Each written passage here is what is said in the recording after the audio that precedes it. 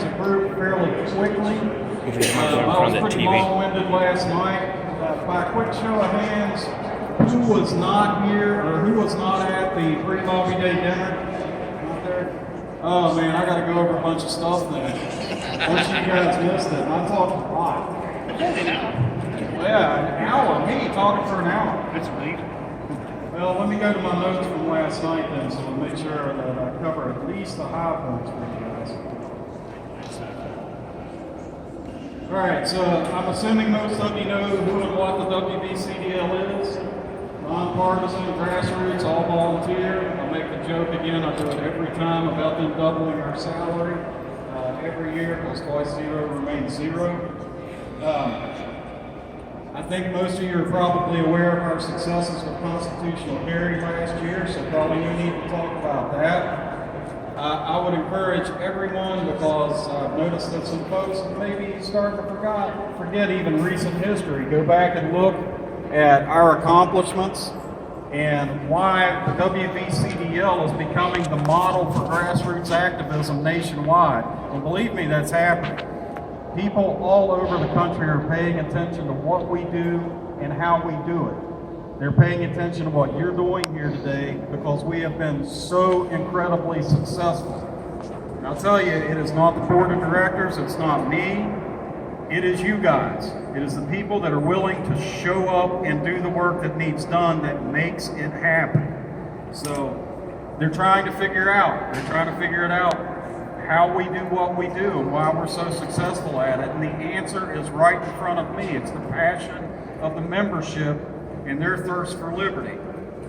And what we are finding, and I said this last night, and I'll repeat it, liberty is contagious.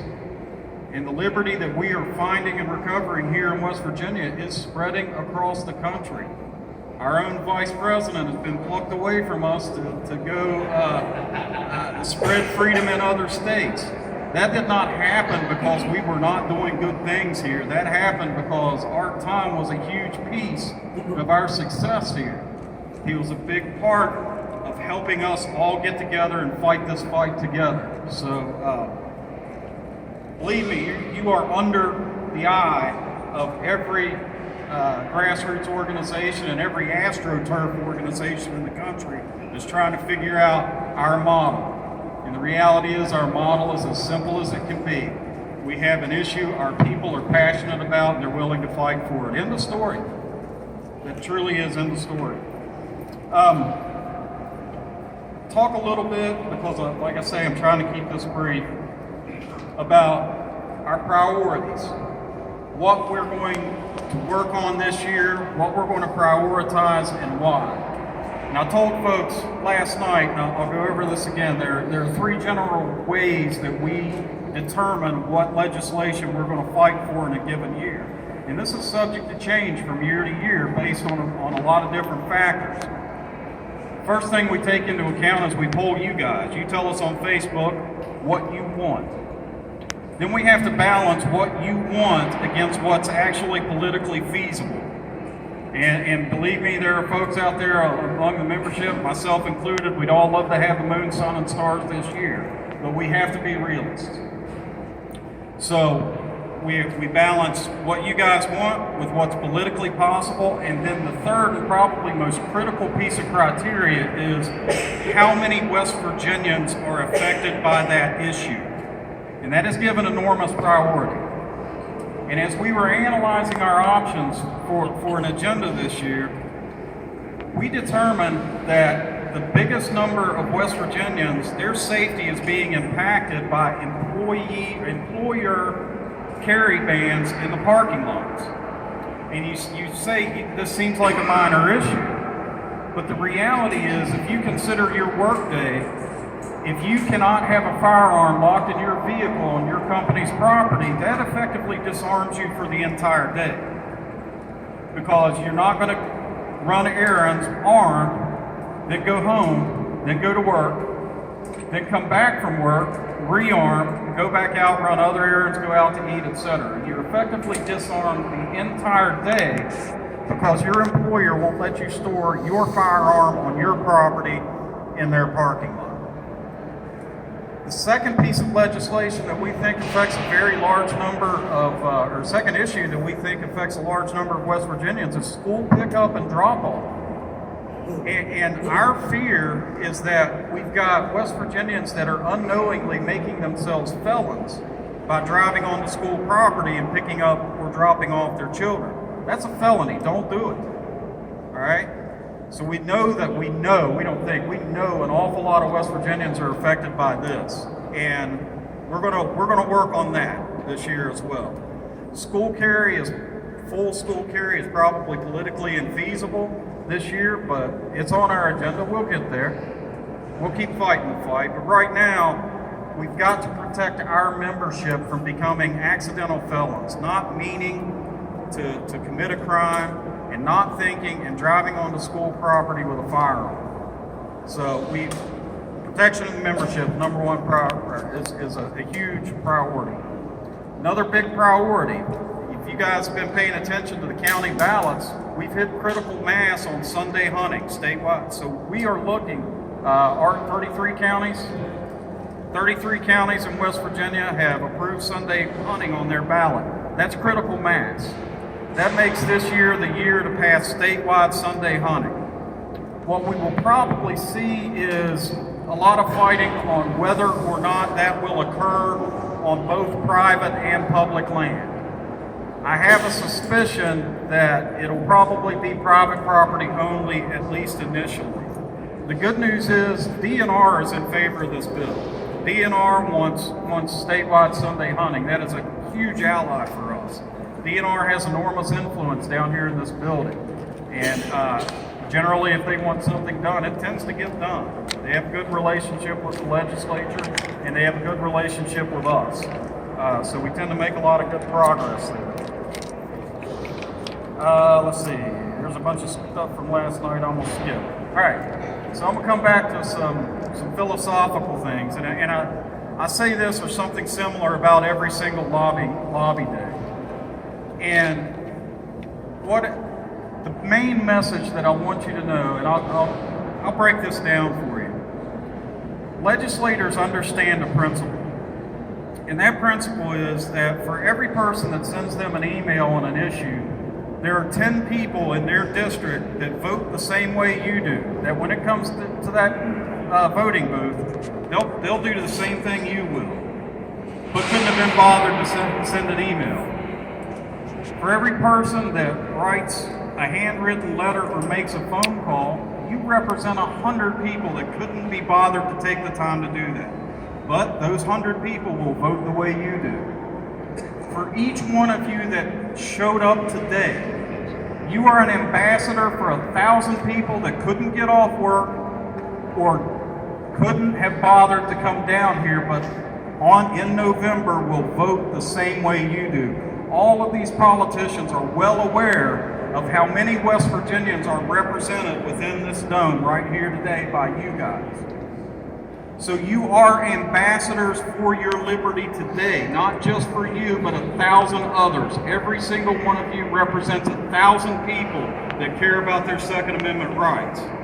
And look, I want you guys to give yourselves a round of applause for stepping up and fighting the fight.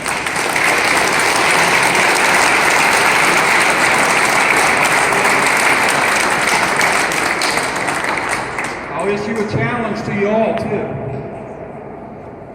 Next year, we need to double this number. That means every single one of you, I'm going to challenge you to commit to bring at least one more person with you next year. That means you're going to have to talk to people.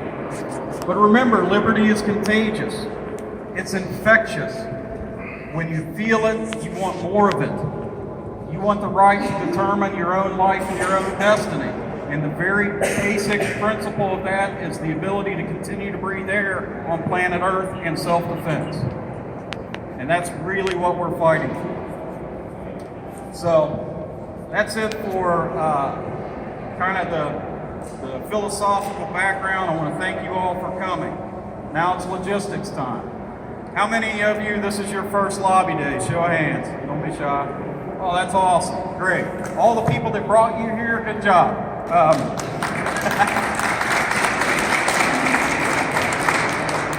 So, what to expect? Because you're in a big, expensive, marble, intimidating building full of people who make the laws that govern your lives.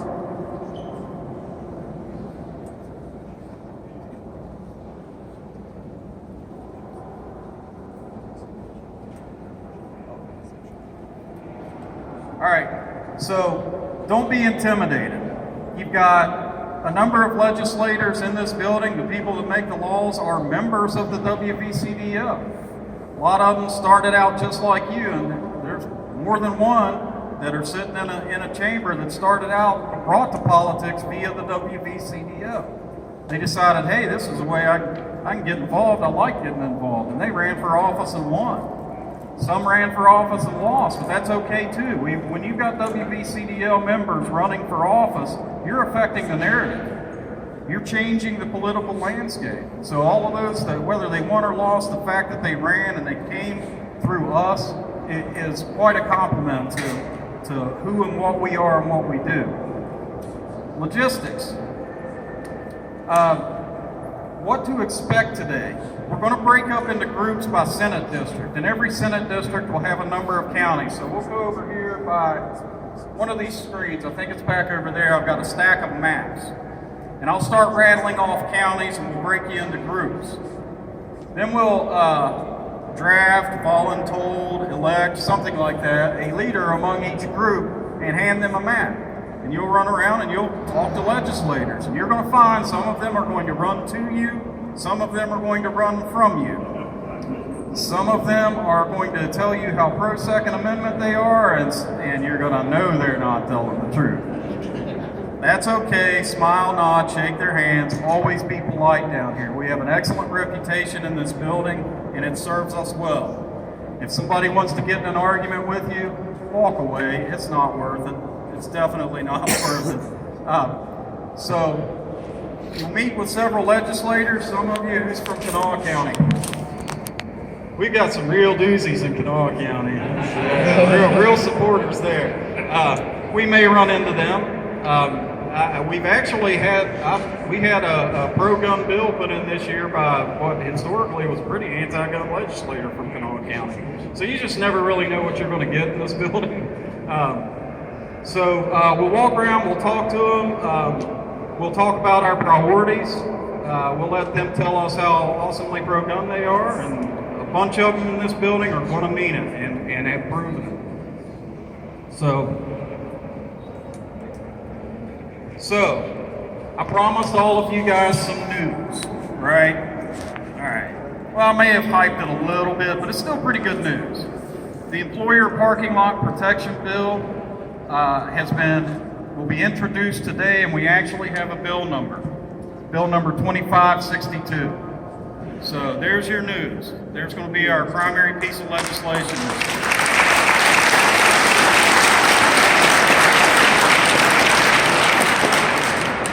Additionally, Art Thomm with the NRA has a couple of awesome shirts to give away. I don't know how he intends to do that, but I'll let you guys mob him as soon as we're done here.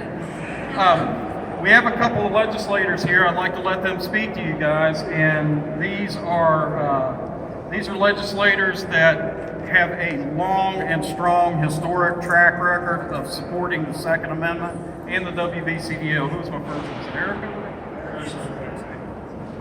And that'd be Delegate Eric Householder from the Eastern Panhandle.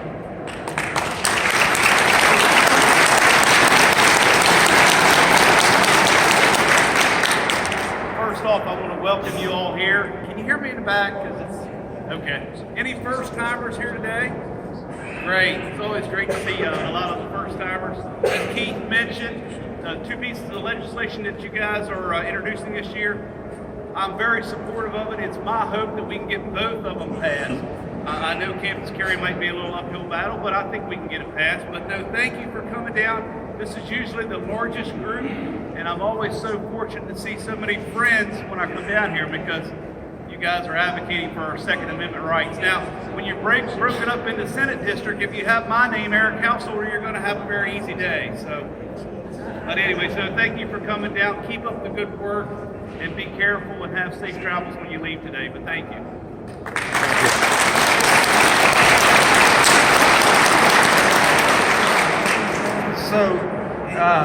Needless to say, our Eastern Panhandle folks are among our strongest representation within the WVCDL. It also tends to be true within the legislature. So I'll give you guys another legislator from the Eastern Panhandle, a new delegate. Which county is it? From Berkeley County, Marshall Wilson.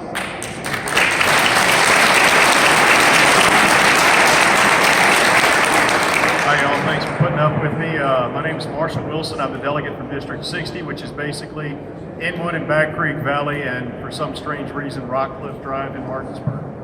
A few years ago, I moved to West Virginia after I got home from Iraq. My wife had come up here, decided she liked it, and she made me stay. I've learned to like it too. Shortly after I got here, I went to my neighborhood gun shop and bought a gun from Travis Bishop, and he handed me a WVCDL entry form, told me to sign up. I said, yeah, okay, whatever. Signed up. Hey, Danny, how you doing?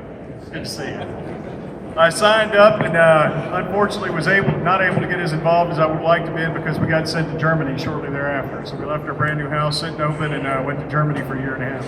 Came back and Travis dragged me down here for Lobby Day, just like you're doing right now. That was my introduction to politics. I'm an infantry officer in the Army. I had no interest in being involved in politics. I figured my job was to kill bad guys out there and let other people, politicians deal with stuff here. No way in the world I wanted to get involved. But we came home, I saw some of the stuff that was going on here, watched what these guys were doing, learned a lot from them. My wife said, why don't you do something about it? I said, well, my skill sets are jump out of airplanes and shoot people in the face. Which of those two things do you want me to do? She said, neither. I want you to run for office. I said, I have no idea how to do that. I want to tell you that you guys had a lot to do with me being elected, with me being here today. A lot.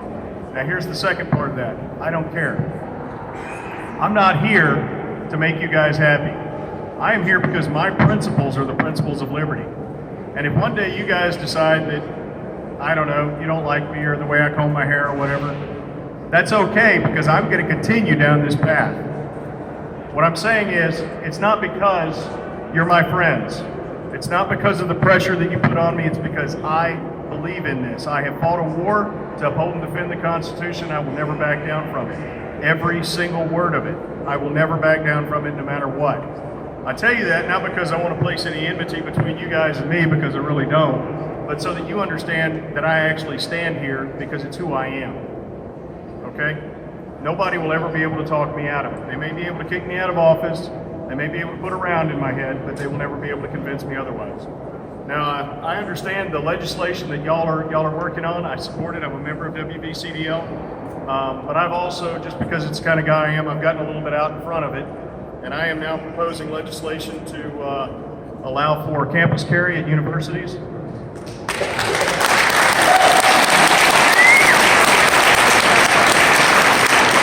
I didn't mention it before, but I've got 9 kids, and some of them are in college, and I'd like for them to be able to protect themselves.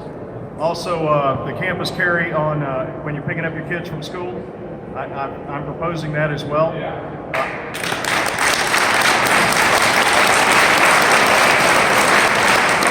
And I'm also proposing capital carry so that you can walk in here armed today.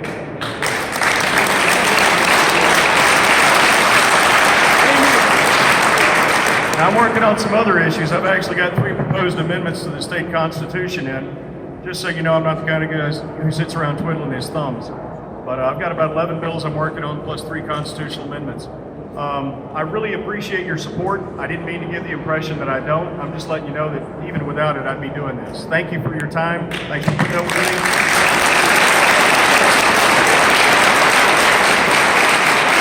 Y'all come see me and my good friend Delegate Mike Folk in room 229. We'll have hot coffee. Thank you. All right. Art reminded me, and the WVCDL board can certainly attest to this fact. I can be scatterbrained at times. Art reminded me that we had already figured out how we were going to give these shirts away. All right, these are very nice. They're size large. Size large outdoor hunting shirt and shooting shirts. They're very, very high. They're one long, one short sleeve. Okay. I want everybody who brought somebody to Lobby Day who's never been here before to hold up the number that they brought with them by fingers. 3, 1, 2, 2, 1. Looks like you get a shirt, and you guys are going to have to flip for it or something. Whoever had the other two. So you're deferring? All right, who had 2 over here? You had 1, you had 2. Come get your shirt.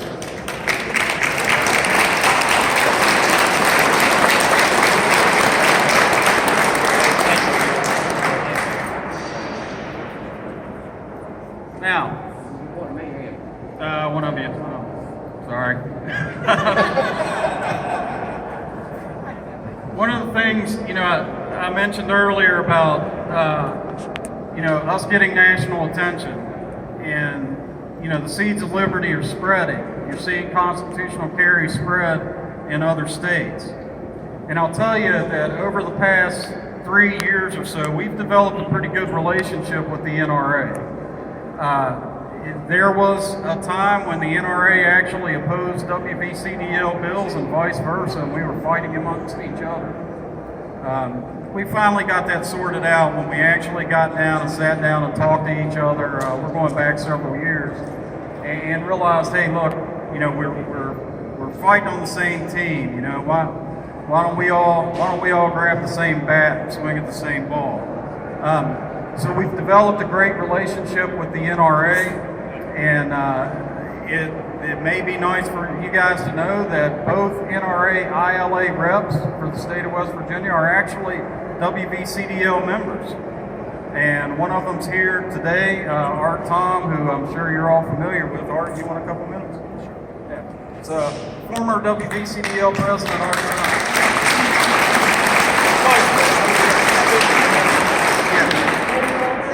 Former Vice President. Everybody, welcome again to Lobby Day. WVCDL Lobby Day has been a remarkable thing from the time that I've been here. I came on, I guess it was 2008, and a lot of you guys have heard the story. Those of you who have not heard the story, there was a point that the WVCDL we thought wasn't going to move forward. And Keith and I decided at the time that we were going to grab it by the horns, put a board together that was as passionate as Keith and I were about the Second Amendment, and then we were going to grow it.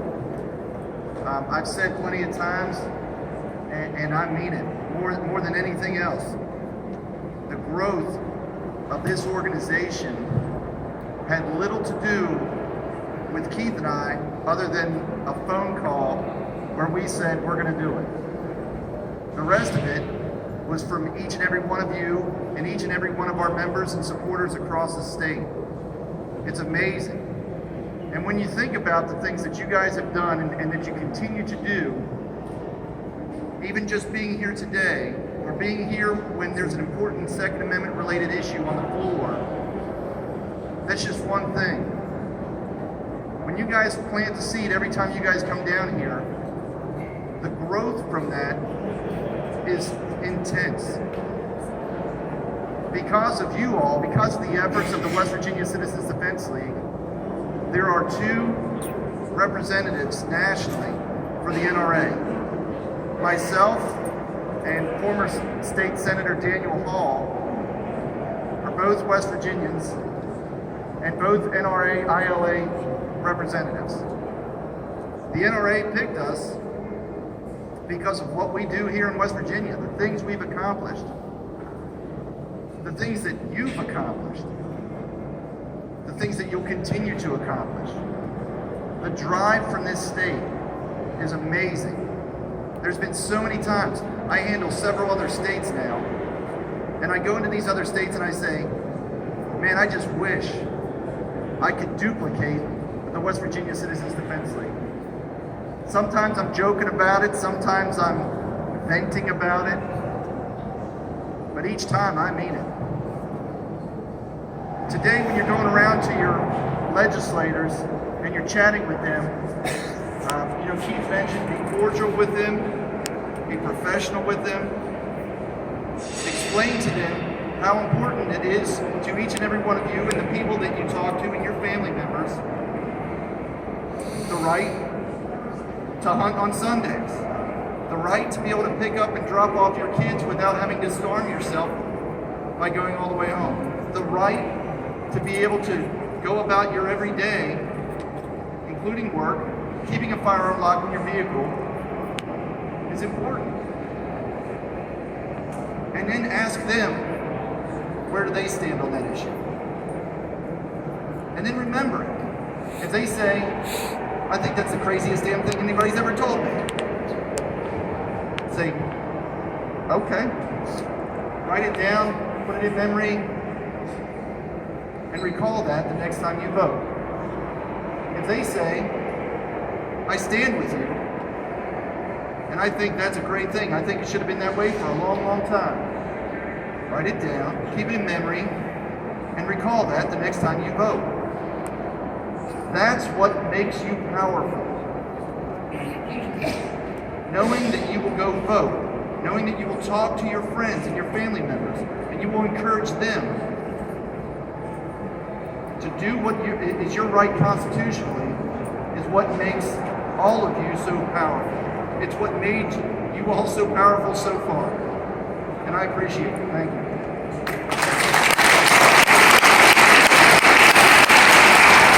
Alright guys, back to logistics. Over here by this TV screen on that wall, I have a stack of maps and a list of counties.